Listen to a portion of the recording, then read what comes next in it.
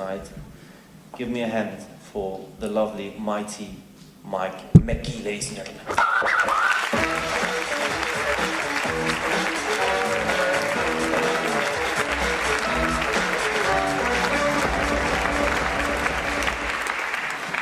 That was the best intro music ever. If I shave off the beard, I have like the greatest mustache, but you would never know, right? The best thing you can do when you walk out on stage is tell a joke, unless you're the Pope, I guess. Thankfully, I'm not the Pope yet. Maybe I'm the Pope of eating, I don't know. But hello, everybody. It's nice to be here. This is a lovely, lovely space, and you are lovely, lovely people. Here's my joke. Two squirrels are sitting at a bar. One turns to the other and says, "I had dirty sex with your mom last night." The other squirrel says, "Go home, Dad, you're drunk."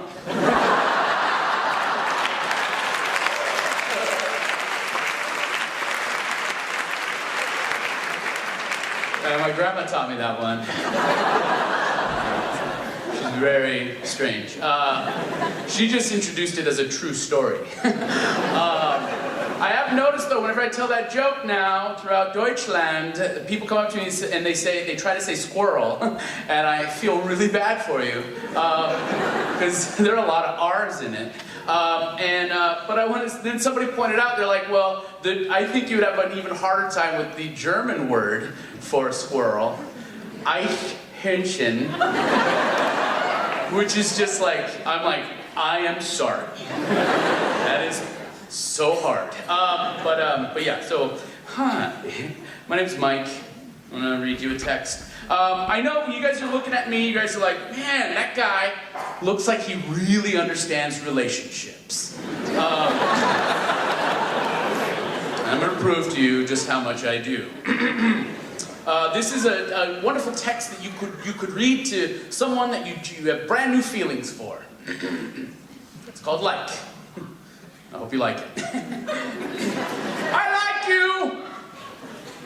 The way I like egg rolls full of shrimps, like too much honey on my pancakes, eggs, waffles, kartoffels, beard, oops. Like Blauwalla like to say,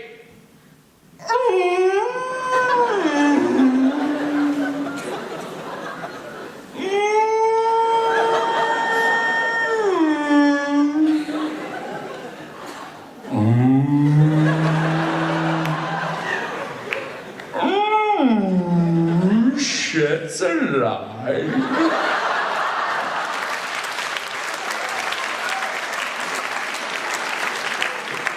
He knows a word. I like you a whole bunch of a lot. You are a pocket full of awesome.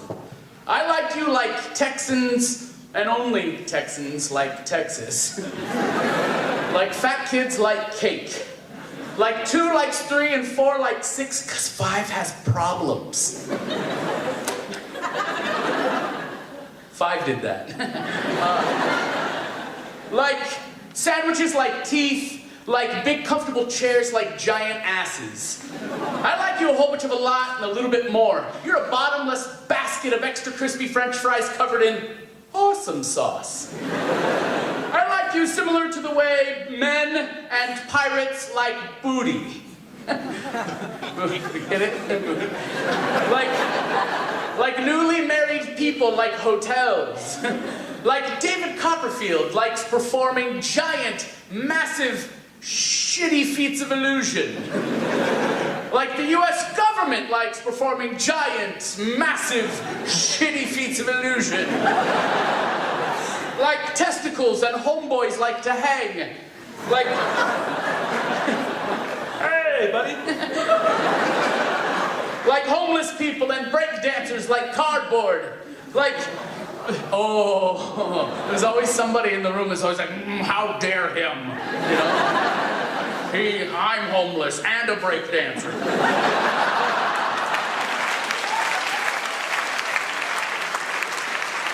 Like Muppets like fisting. I like you.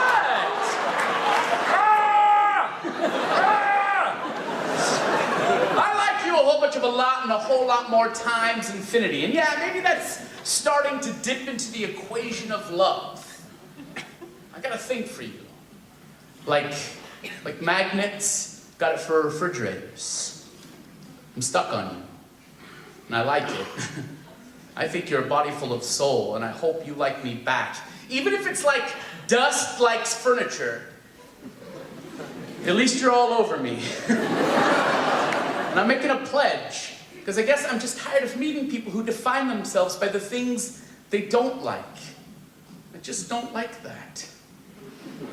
Thank you. But I do like holding you. The way your pillow holds your head when you sleep. The way gay, lesbian, transgender, transsexual, Irish, and Mexican people hold parades. The way the earth holds the moon and the sun holds the earth, and how they will constantly spin around each other forever. And I know that metaphor doesn't really make a whole lot of sense with regard to this poem, because that would imply that there were 3 of us, which could also be awesome. You get the idea. In my book, you rock. I like rocks. Anyhow, just because I spent an hour or so writing this down doesn't mean you have to like me back. But damn it, I would really like that. Thank you.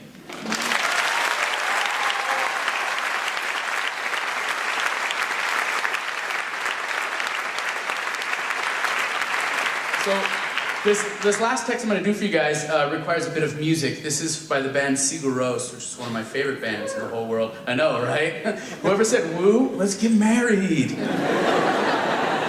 So I'm going to plug in my iPod right now, and I'm going to start this music. And this text is just, it's about love, and it's about that feeling you have when you meet someone, and it feels like you've known them for 1 billion years.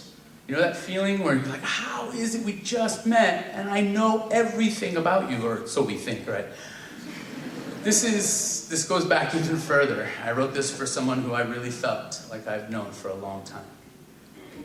You guys are awesome and I love you. Several billion years ago or more, you began as an inert, ultra-microscopic particle floating deep in space. Were any creatures aware of your existence, they might have named you something wonderful, but they didn't, because, as we now know, eyes require a complexity too large to see the tiny spark and shine you had. Eyes didn't exist yet in that part of the universe, and you had no purpose to be seen. After a long hibernation that included the universe forming before and around you, a very large nearby sun died. 1 septillion octillions of times larger than you, pushing you, expelling all of its energy, spinning you away with smaller, new particles that just spun around you. You, now a wayward atom with a purpose you didn't ask for, because as we now know, the act of asking requires lips and teeth and things. Shot from deep space near the center of the universe, and after an extremely long, quiet, peaceful flight, you landed on Earth's new moon, sitting there, basking in the strong rays of Earth's further sun, a new sun, warming the even newer blue planet, terraforming itself in silence thanks to the space between you. You waited for nothing and no one.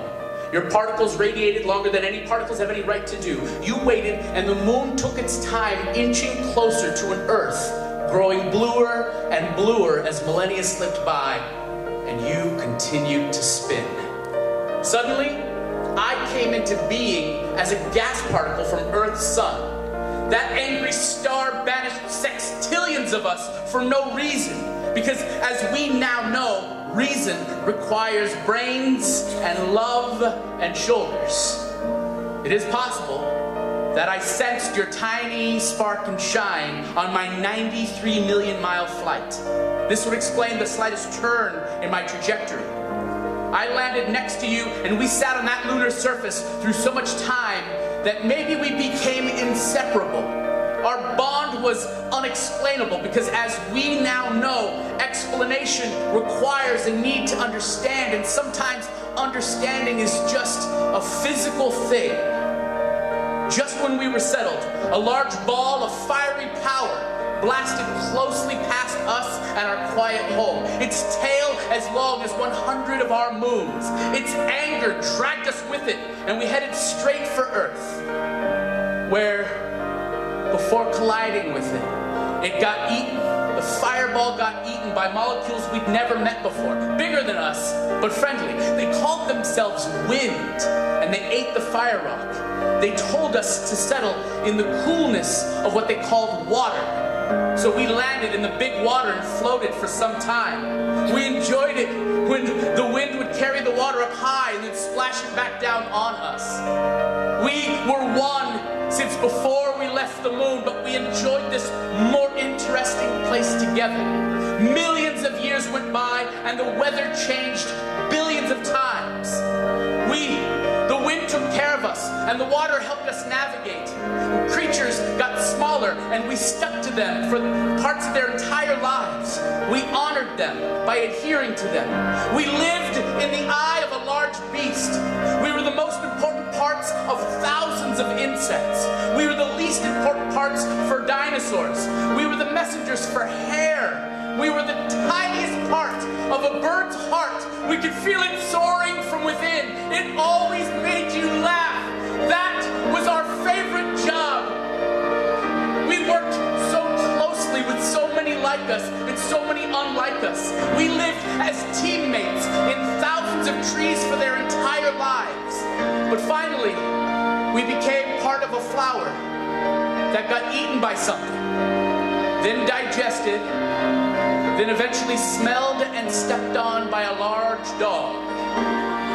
Its masters called it Shinjo and yelled its name angrily as it footprinted us into their small dwelling, where we were then cleaned up and thrown into the garden. We were bonded for so long that we never knew separation was possible until that morning when the garden flashed brighter than an angry sun and everything around us was split apart, including you and I. I don't know where you went, but I went to the water and searched for you best I could at my size. So many years went by. Eventually, I must have been drank by a two-footed master.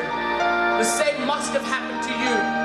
We grew to become two very different bipedal mammals. I now live in this man's voice box. You live in your woman's heart. Mine loves art and the universe, and so does yours, because we are in them and part of it in such a simple way. Because as we now know, the universe isn't just out there, it's also in here. My body travels to speak about all of these things in simple, loving ways. Your body senses all of what is in you might be in mine too. Mine knocked on the door, yours answered, and I finally recognized that tiny spark and shine. Dankeschön.